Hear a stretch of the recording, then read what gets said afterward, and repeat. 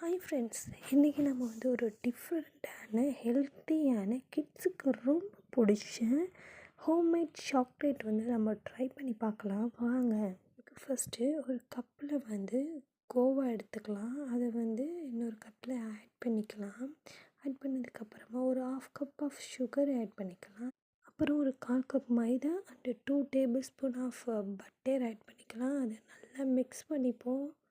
Mix பண்ணதுக்கப்புறமா அது வந்து நல்ல பால்ஸ் மாதிரி வந்து உங்கள் இஷ்டம், நீங்கள் உங்களுக்கு எப்படி பிடிக்குதோ அந்த மாதிரி வந்து உருட்டி வச்சுக்கோங்க.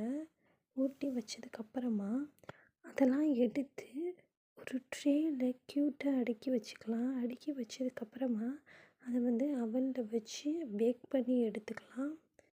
இந்த சைடு பேக் ஆகிட்டு இருக்கும்போதே நம்ம வந்து வால்நட்ஸை வந்து குட்டி குட்டியாக கட் பண்ணலாம். நான் வால்நட்ஸ் கட் பண்ணுறேன். உங்களுக்கு வந்து எந்த நட்ஸ் வேணுமோ அந்த நட்ஸ் எல்லாத்தையுமே குட்டி குட்டியாக கட் பண்ணி வச்சுக்கோங்க.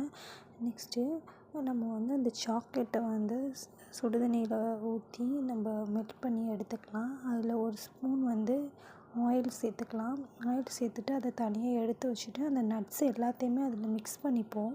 மிக்ஸ் பண்ணதுக்கப்புறம் இந்த பால்ஸ் இருக்குல்ல, அதை வந்து ஒரு டூத் பிக்கில் வந்து குத்தி அது உள்ளே வந்து டிப் பண்ணி அந்த சாக்லேட்டில் வந்து நல்லா டிப் பண்ணி எடுத்து ட்ரேயில் வச்சுட்டு அந்த டூத் பிக்கை எடுத்துக்கலாம். 5 மினிட்ஸ் கழித்து அதை பார்த்தோன்னா செம்மையான ஹோம்மேட் சாக்லேட் ரெடி.